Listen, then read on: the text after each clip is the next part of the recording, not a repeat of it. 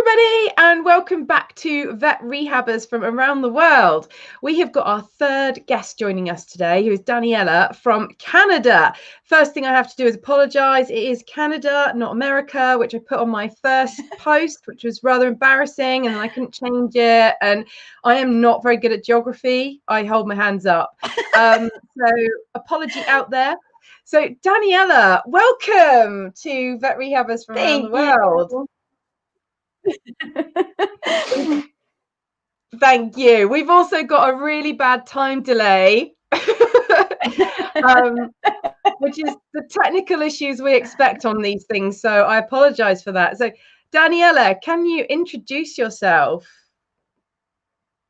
Hi, I'm Danielle and from Ontario, Canada. I have a rehab and pain management practice that I've run for about 5 years now.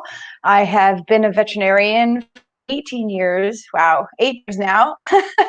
And did general practice for all of that time. I stopped general practice two years ago now. Completely took it out and focused strictly on rehab and pain management, where my heart seems to be. So amazing. That's amazing. Well done you. So to our audience as well, if you have any questions for Danielle at any point, please just write your questions, because Danielle will be happy to answer them, as will I. And equally, if there's a little bell icon that you're watching, if you press that bell icon, then you will get subscribed to any future lives. So so it will let you know that they're coming. So please do that. So you obviously have a massive passion for rehab and everything. Was there anything in particular that got you into this role? You know, did you happen to have a dog in the background or something that needed some help? Or, you know, what was your story behind it? Kind of funny. I don't really have like a great story. I was working in a clinic that the owner truthfully believed that we should all have some sort of passion outside of just regular medicine. Like, what would you like to do to kind of focus on, whether it's dentistry or scopes or whatever? And his father had been a veterinarian and had a minor interest in rehab before he passed away. Reading the rehab book that we had in the library, and I was like, into this, it looks kind of interesting. And by then I'd been out, 7, 8 years. And so out of school. And so I for a 2-day workshop at a referral hospital, which was one of, I think, the only place doing rehab at the time in our area. And it was wonderful. It was 2 days, and it was just, they had just finished, it was a surgeon and a technician, and they'd finished their CCRP through the University of Tennessee. And I was like, this is it. This is what I need to add. But then when I finished it, I was like, I don't know how to add this. I'm like, I love it, but I'm like, I need more information. So my plan was to sign up for the CRP course. And then I got pregnant. And so I took another year off, year mat leave in Canada. And when I came, I was like, yeah, I'm still interested. And I did CE stuff like at the big conferences, but I eventually signed up for the CCRP course, and I absolutely loved it. And I tried kind of doing it part-time or adding it into my general practice. But the more I did, the more I saw how well these animals did. And it just kind of snowballed from there. I think that's an amazing story and really lovely, because it's really nice to know that you had a boss behind you actually pushing you to expand your mind as well. And so I think that's really commendable, and it's really nice when you get people above you trying to make you flourish, because obviously it's a direction that you wanted to go in. Because I mean, wow, haven't you flourished since? In your lecturing now, you've got your own clinic. I mean, all the things that have come from that initial shove. It's fantastic, isn't it? And yeah, well done you. And it does take those little shoves, doesn't it, at times? Actually, not quite such from a boss, but actually my original kickoff was actually from my ex-partner's mum going, go on, Donna, you can do that, you can do that. And you know, and if she hadn't done that push quite so hard, I don't know that I'd be where I am either. So sometimes you do need somebody to just sort of kick off. You know, obviously I had a passion for rehab, but you know, you just need that shove. So well done, that person. So that's amazing. And you know, tell us a bit about your clinic, because it's, you know, it's really quite impressive, isn't it? Yeah, you know, when I started, I had no idea what it would develop into, right? Rehab wasn't quite as common. It was 2013 that I finished my CCRP. So I was like, you know, I wanted to have a general practice. I wanted to own something, and was struggling trying to find a clinic I could purchase. So I finally said, let's open this. And I locumed and did kind of general practice on the side. But I was like, I was really nervous to go all in. And I was nervous to go all in because I really didn't know how successful it would be, or if it would be successful at all. I knew rehab was a great idea, but I didn't know if A, referring vets would think that way, or B, clients would think that way. Being in general practice, you almost get a little bit jaded sometimes with, you know, clients coming in and they don't want to or they don't want to do workups. So what does that mean? You're saying, well, I want you to spend money on rehab. I was assuming clients would be like, no way. What I found is when you have a separate practice like this, that you find the clients find you. And then the vets realize, hey, we have this clientele that really want to do more for them. Not everyone wants to, but there are a certain percentage of clientele. And so those are the ones that they send us. Those are the ones that seek us out. And 100% snowball. I would say acupuncture was probably the next defining moment on how busy we got. And I would say so if we see 80 to 100 cases a week, half of them are acupuncture. And we could probably do more if I wanted to work more. But Got to sleep though, or if right? we had a bigger building, right? So yeah, I got to sleep. My associates have to sleep, and we run out of room. So we don't have the space to add appointments. Otherwise, Wow. we triple book, quadruple book, do whatever we could, but we just need more space, more rooms, you know, more money. I know that to build something. That's amazing. I mean, that was going to be my next question was, you know, how are you finding it, you know, with the clients and the vets and stuff? But it sounds like you've obviously got a really positive, you know, backing behind you, which is fantastic. So, because, you know, obviously there are still some vets who consider it witchcraft. You do still have that problem over there, or is everybody completely understanding and they're like, no, rehab's amazing? I think there's just so many clinics, right? Like there's hundreds of clinics in our area. So I'm sure there's a few that are like rehab, whatever. And there's a couple that have said, I don't know can I send it for do stuff that you do? And you're like, oh, good Lord. But at least they're sending them, I guess, even if it's a few that they're sending.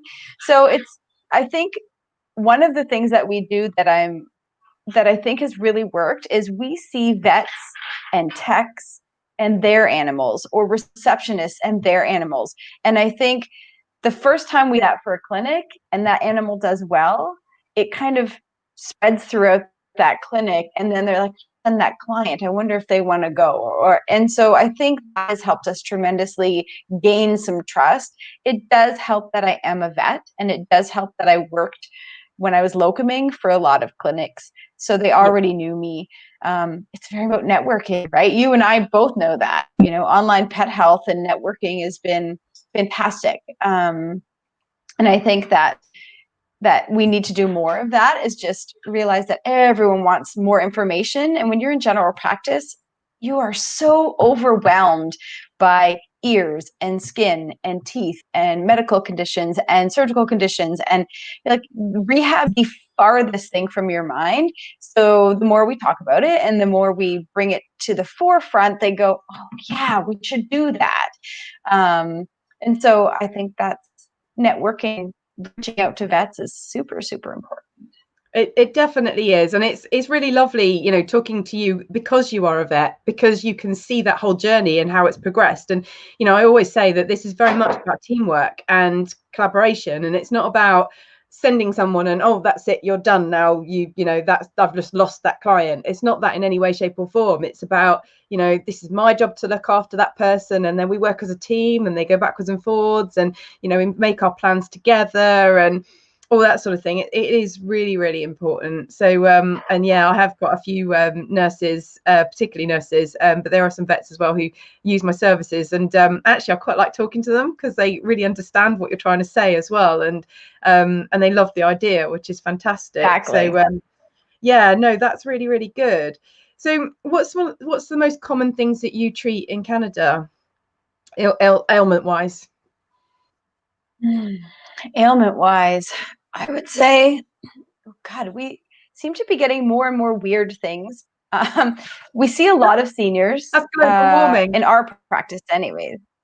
Yeah, I love seniors. They're like probably my favorite thing to treat because people come in thinking, you know, another month, right, of pain relief. I just don't want it to be painful. So can we just do this for a month? Let's see if we can get it in the month. They're having end of life sort of decisions.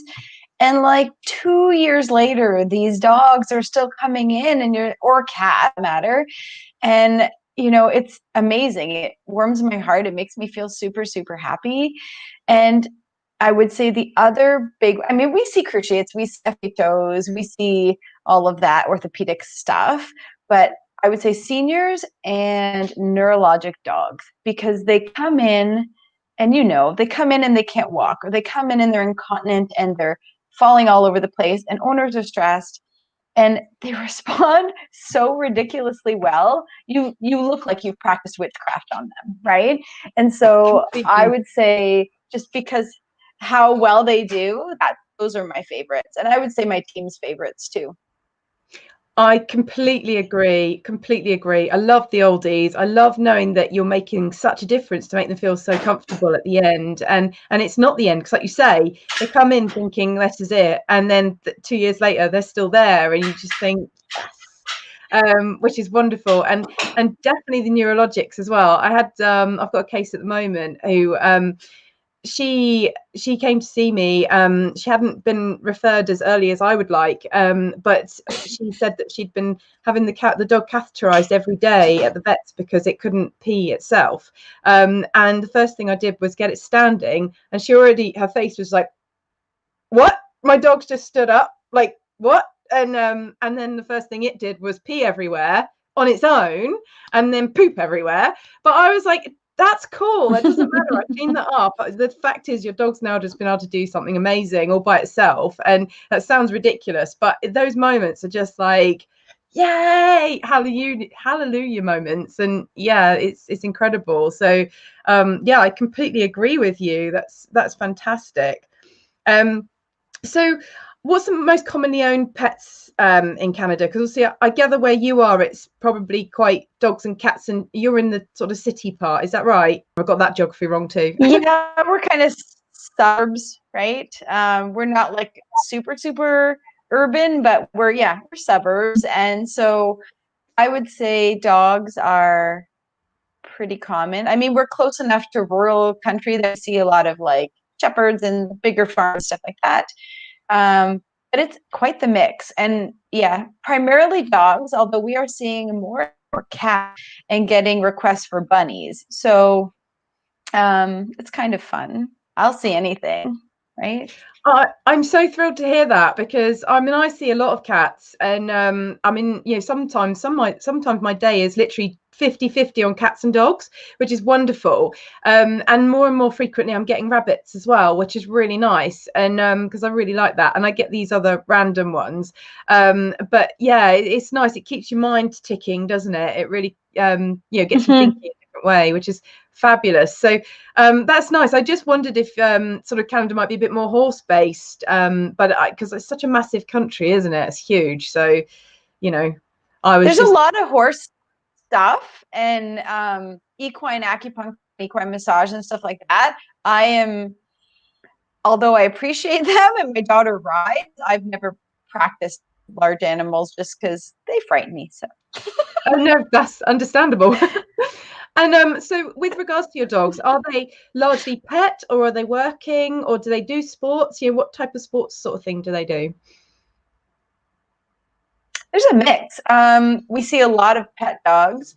We see, I mean, even my technician, her husband works for border security. So he has a border security dog, a scent detection dog that he's working with.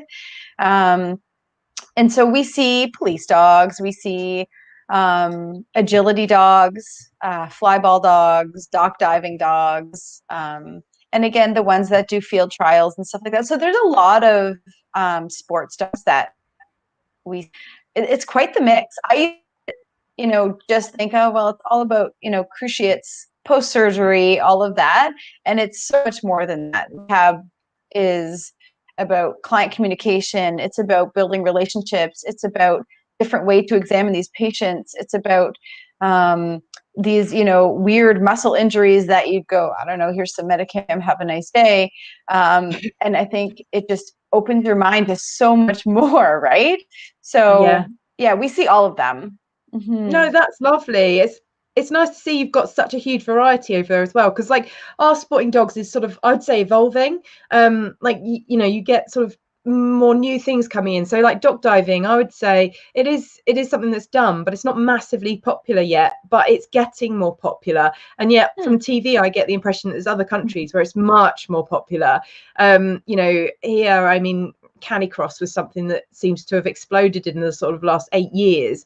So it's a real evolution, but it sounds like you're kind of on that same sort of, things are changing all the time. And Sure.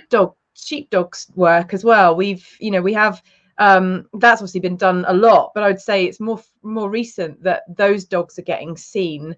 Whereas before they were just considered working dogs. Nobody did anything with them. But it's nice, isn't it? So that's really good. So, but I would also say that these dogs that do the sports, those are the ones that are seeking us out because they're not happy because, in regular practice, they may not be as trained to find the things that are more common in those patients, right? So those are your clients that are seeking things out a lot of the time.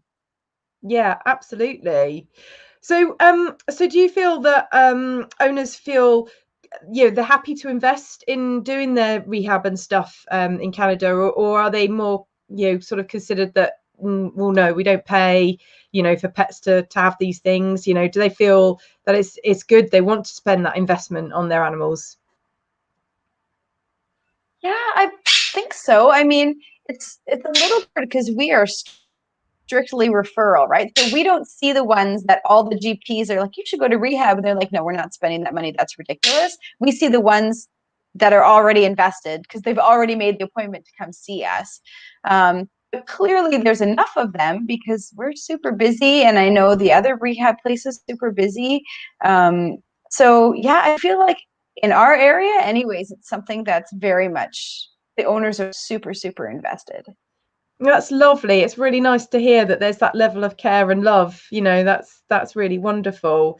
And so, I mean, equally from a referral point of view, do you have lots of referral centres, like referral veterinary practices quite locally? Like here, I mean, they're literally everywhere. You can refer for anything, and people do. Is that similar to you guys? Have you got referral centres quite local to you, or do people have to travel a long way for it? In our area, it's not too bad. So from our clinic, there's a major referral center, half an hour, 45 minutes east. And then there's the big university, which is about 45 minutes away. Those are the biggest kind of referrals. And then if you go into Toronto, which could take you an hour, it could take you 4 hours depending on traffic, more referral centers coming up, and they have a lot of surgeons and neurologists have their own rehab centers, but they're busy and they can't see everybody. And for people to then travel weekly or twice a week to those locations doesn't make sense. So we kind of see them so they don't have to travel to those centers anymore. Yeah, I mean, I think they're willing to travel. We have people that come from Toronto, which could take them 2 hours, or we have people that are, half an hour away. Yeah. That's amazing. That covers off one of my later questions as well, about the travel, because I think that, in the UK, because we're such a small country, we get very used to things being on our doorstep ultimately, and they don't feel like they're on our doorstep. But I'm actually from the West Country, which is much more spread, and it wouldn't be unusual to travel an hour to get to somewhere. But then when I moved more closer to London, everything's on your doorstep. So people are like, what? I have to travel 10 minutes? Blimey. So attitudes do change, and it's quite interesting. So it's amazing, because obviously 2 hours travel clearly for you guys, while you can see that that's a lot, you just do it. That's amazing. Lucy has very kindly put up a question as well. I'll see if I can just add it here. She says, "Hi Danielle, I'm always so amazed by the intensity of work required by sled dogs. Do you see any sled dog cases in your practice? And if so, what ailments are most common with them?" We don't see a ton of sled dogs. I imagine more north, like we're pretty southern Canada. Maybe up north, you might see more of that. I would imagine shoulder issues. I would imagine cruciates. I would imagine all of that, just because of how they're pulling those sleds. But we don't see a ton of sled dogs in our anyways. That is fair enough. And I agree. The intensity is pretty cool.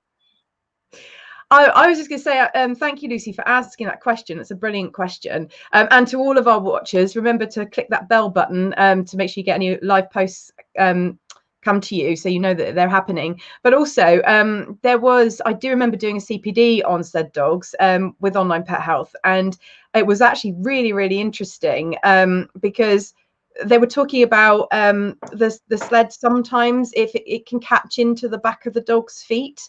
It doesn't happen very often, but that was sort of one of the injury types that can happen in the less experienced sledders. So that was quite interesting. But also, it was just to say, Lucy, that there is a CPD out there for you if you're interested, because she talked about it, and she talked a lot about the endurance and the training and all sorts of things. It was really quite intense, actually. So you're absolutely right to use that word. Lucy has also now said, "Apologies, my geography was probably quite off." Lucy, do not worry about it. I think I've made it very clear that my geography is terrible, and I think it's probably a UK problem. So we just think everywhere's tiny, because literally we can drive to somewhere and have a snow-capped mountain like right there, and so you just think, oh yeah, of course, why not? Well, it's not uncommon for people to think everyone in Canada lives in igloos and wears suits and drives toboggans all the time. So, in all fairness, I also have those images. Well, my understanding is that you get really, really snowy winters with snow that's up past your head, and then a really lovely summer. So, yeah, it is interesting. Yeah. Lucy's also said more common in the north makes sense. Michael has said that there's a podcast with Megan on sled dogs. So Lucy, know that there is a podcast, so you can grab that, because I think the podcasts are free and they're on Spotify as well. So that's awesome. And Lucy says, finally, thanks so much, Donna. Can you PM the link for the CPD? Oh, I'll try. But Michael, if you're listening, can you find that link? Because you probably know. Michael's awesome, and he knows everything. Moose and Toronto Blue Jays. I do not know what that is. Maple syrup, Michael. Maple syrup. Yes, maple syrup. Definitely. Even I knew about that one. But no, Moose. Yeah, I suppose you do have a lot of those. And Susan Brown says yes. I think she likes Toronto Blue Jays. So fantastic. Thank you everyone for getting involved and putting some messages up. I'm really grateful of that. So a question I do really want to ask is obesity a really big problem in Canada? Because obviously it seems to be a global issue, and I just really want to hear it from the horse's mouth as to whether or not it is.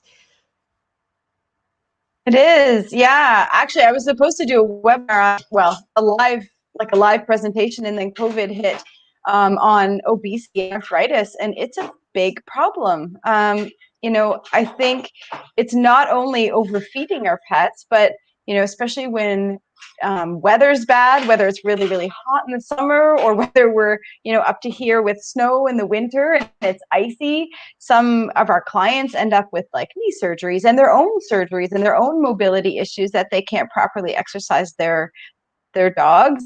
So I think, one of the first things we do is we start addressing the obesity, and then if we catch things early enough, we can sometimes curtail the effects of that obesity on arthritis. So I would say it's still a pretty decent problem, cats and dogs.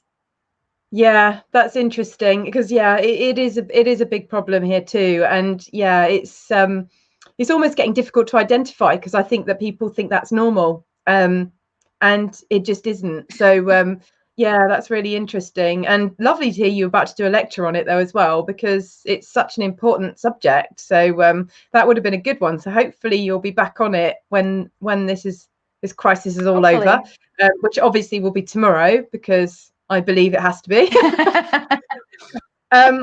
So I just want to ask, what is your top tip for pain management? Top tip. I'd say the biggest thing we see is that, it's so easy to throw an injury at them and go, I don't know why they're not getting any better. Or here's some gabapentin. I don't know why they're not getting any better. And I think we're not always addressing these patients from a multimodal perspective. And I think that needs to include supplements. I think, yes, it needs to include medications, even if it's short term. But I think we're forgetting about all these other things like rehab and acupuncture and laser therapy and pens and all of these other things that we can do.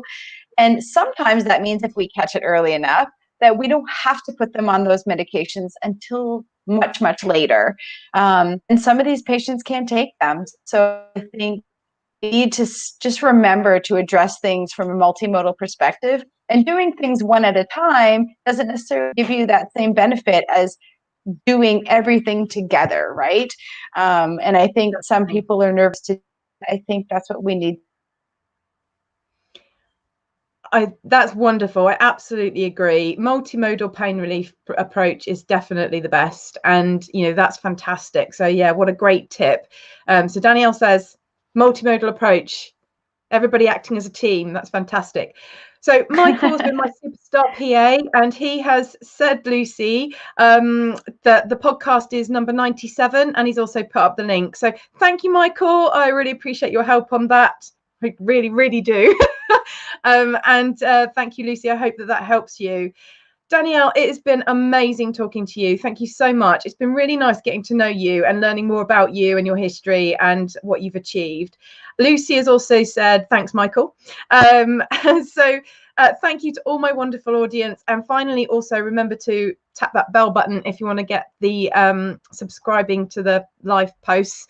And it's been wonderful speaking to you. Wonderful to have the audience interaction. So thank you so much. And I will catch you guys next time I'm on this.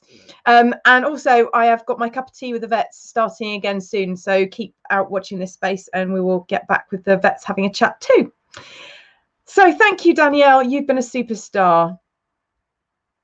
Thank you.